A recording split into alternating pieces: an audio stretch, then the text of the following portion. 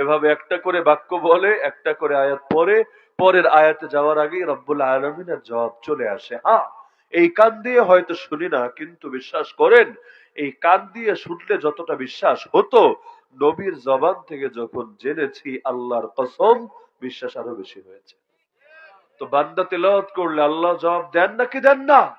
আরে যে আল্লাহ 80 বছরের কাট্টা কাফেরও যদি ডাক দেয় আল্লাহ বলে, আর ডাক দিতে দেরি হয়, আমার রবের জবাব দিতে দেরি হয় না। তো আমি আপনি গুনাহগার হতে পারি, নাফরমান হতে পারি, কাফের তো আর না, মুশরিক তো আর না, নাস্তিক তো আর না। তা আমি আপনি আল্লাহকে ডাকবো আর আল্লাহ আমার ডাকে জবাব দিবে না, এটা হতেই পারে না। কোরআন বলছে ওয়াইদা সাআলাকা ইবাদি আন্নী ফাইন্নী করিব, হে নবী, তোমাকে কেউ যদি আমার ব্যাপারে জিজ্ঞেস করে তুমি বলে দিও আমি বান্দার অনেক নিকটে, অনেক কাছে।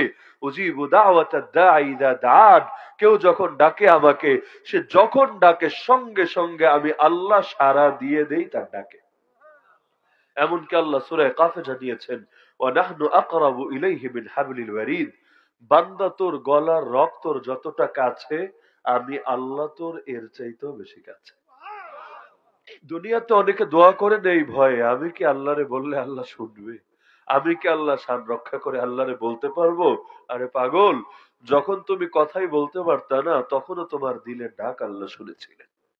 যখন মায়ের পেটে ছিলাম, তখন দুনিয়ার কে পারতো আমারে আপনারে সাহায্য করে? বাপেরও ক্ষমতা নাই, মায়েরও ক্ষমতা নাই। পেটে দানা পানি পৌঁছাবে, প্রতিটা প্রসেস ঠিকঠাক ভাবে সম্পূর্ণ করবে, কারো কিছুই করার ছিল না। এমনকি চিৎকার করে ডাকতে ডাকতে যদি আমি গলাও ফাটাতাম, আব্বা আম্মা, কোনো লাভ হতো না। তো যেই সময় বলতেও পারতাম না, ডাকতেও পারতাম না, ওই সময়ও একজন আমার কোনো প্রয়োজনকে অপূর্ণ রাখেন নাই, তার নাম। প্রত্যেক 40 দিন পর পর একটা বাচ্চার অবস্থার পরিবর্তন হতে থাকে মায়ের গর্ভের মধ্যে। ধীরে ধীরে ধীরে প্রথমে বীর্য থেকে হয় রক্ত, রক্তপিণ্ড, গোষ্ঠপিণ্ড, হতে হতে হতে 4 মাস পর আসে প্রাণ, প্রাণ আসার পর ধাপ অতিক্রম হতে হতে কত পরে গিয়ে দুনিয়াতে আসার যোগ্য হয়। আরে সেই সময়ও যিনি আমার ডাক শুনেছেন, তার নামই তো আল্লাহ। তো যখন ডাকতেই পারতাম না, তখনই যদি তিনি আমার ডাক শোনেন, এখন তো অন্তত মুখ খুলে ডাকতে পারি, তিনি কেনই বা আমার ডাক শুনবেন না? হাদিসের মধ্যে আছে, দুনিয়াতে কেউ যদি মরুভূমিতে যায়, এমন বিশাল এক মরুভূমি ধরেন যার মাঝখানে গেলে কুল কিনারা খুঁজে পাওয়া যায় না, এই মরুভূমিতে একটা উট নিয়ে গেছে। মরুভূমির জাহাজ কি? উট। উট নিয়ে গেছে, উটের সঙ্গে তার পানি, তার খাবার সব বাঁধা আছে। এখন মাঝামাঝি যাওয়ার পর এক পর্যায়ে ক্লান্ত হয়ে ভাবলো একটু বিশ্রাম নিয়ে নেই।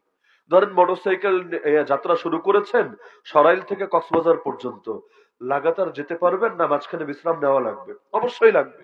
তো এখন মাঝখানে বিশ্রাম নেওয়ার জন্য এক জায়গায় একটু শুয়েছে। ধরেন কোন একটা গাছ পেয়েছে, গাছের ছায়া একটু বিশ্রাম করছে, করতে করতে হঠাৎ ঘুমায় গেল। এখন ঘুম থেকে উঠে দেখে আল্লাহ রাসূল বলছেন তার উটও হারিয়ে গেছে, আর উটের পিঠে যে পানি, যে খাবার বাঁধা, তাও গায়েব হয়ে গেছে। কারণ উটও যেহেতু নাই, উটের ওই খাবার আর পানি থাকবে না, এটাই স্বাভাবিক। তখন সে কি পরিমাণ পেরেশান হবে। আর মরুভূমি এমন কোন জায়গা না যে একদিক দিয়ে হাঁটা শুরু করবে ব্যাস এমনি গন্তব্যে পৌঁছে যাবে না, দিকই তো ঠিক রাখতে পারবে না। এমনও হতে পারে 2 দিন 3 দিন হাঁটাচলা করে দেখবে যেখান থেকে শুরু করেছে আবার ওই জায়গায় এসে পৌঁছে গেছে। এখান থেকে বের হওয়া এত সহজ কোনো ব্যাপার না। তো এখন কিভাবে সে কি করবে?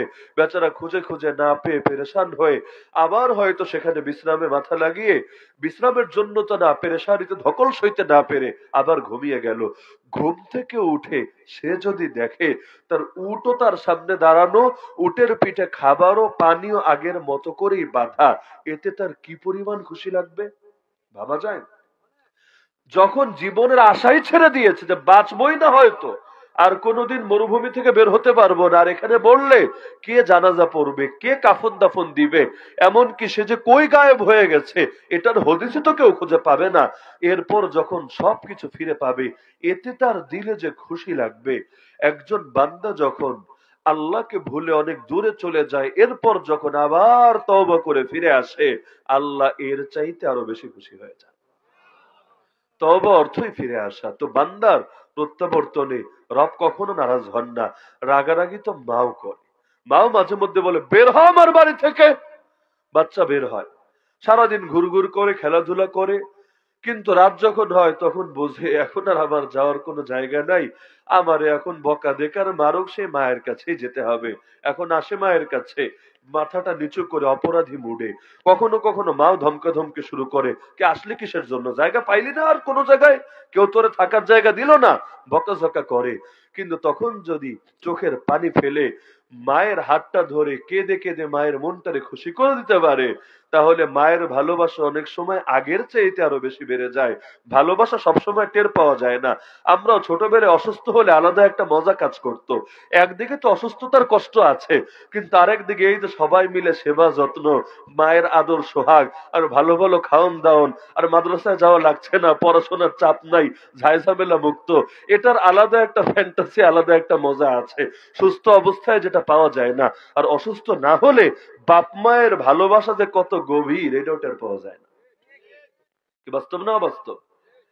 কারাগারের মধ্যে আমরা এমন দেখেছি, স্বাভাবিক সময়ে হয়তো ফুরফুরা মেজাজে আছে, কিন্তু যখন অসুস্থ হয়ে পড়ে গেছে তখন আপনজনদের কথা এত বেশি স্মরণে আসে, যেটার কোনো প্রতিষেধক হয় না, কেউ খেদমত করে সেই শূন্যতাটা পূরণ করতে পারে না।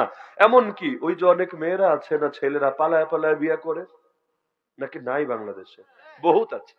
এই যুগে তো এগুলো আরো বেড়ে গেছে। তো পালিয়ে বিয়ে করার সময় তো আলাদা একটা ফ্যান্টাসি কাজ করে, আরে দুইজন থাকলেই হবে।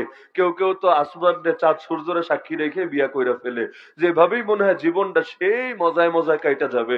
কিন্তু যখন জীবনের বাস্তবতা সামনে আসতে থাকে, মনে করেন প্রেগনেন্ট হয়েছে, বাচ্চা প্রসব হবে, ওই সময় একজন নারী যেই পরিমাণ অসহায় হয়ে যায়, যেই পরিমাণ তার উপরে ভোগান্তিগুলো যায়, তখন যদি মা পাশে না থাকে, আপনজন পাশে না থাকে, আরে যেই অবস্থায় পড়েছে সেই বোঝে এর কি কষ্ট, এর কি যাতনা। এক জিনিসের অভাব আর এক জিনিস দিয়ে পূরণ হয় না। কানে অনেক পাওয়ার আছে, চোখে দেখে না, তাতে কি? চোখের অভাব কান দিয়ে পূরণ হবে না। আবার চোখ দিয়ে সবই দেখে, কানে শোনে না, লাভ নাই। এই চোখের দেখা দিয়ে কানের কাজ হবে না। প্রতিটা জিনিসের আলাদা কাজ আছে। তো স্বামীর জায়গায় স্বামী, সন্তানের জায়গায় সন্তান, মায়ের জায়গায় মা। এজন্য বহুত এমন আছে ভেগে ভেগে সংসার করে, 1 বছর গেলে তখন মাথায় চক্কর মারতে থাকে, তখন এসে হাতে ধরে পায়ে ধরে, বুঝে এই বাপ মায়ের ছাইরা দুনিয়ার কোথাও গিয়ে সুখী হওয়া যায় না। কি বাস্তব না অবাস্তব? তো মা বেশি আপন নাকি রব বেশি আপন? দুনিয়ার সব মায়ের দিলের মমতা দিয়েছে কে? এমনকি গোটা মাখলুকাতের কুল কায়নাতের দিলের মধ্যে যত মহাব্বত, যত ভালোবাসা, যত দয়া, যত মায়া, এগুলা সৃষ্টিকর্তা কে? তা সে রব্বুল আলামিনকে ছেড়ে বান্দা ভালো থাকবে কিভাবে?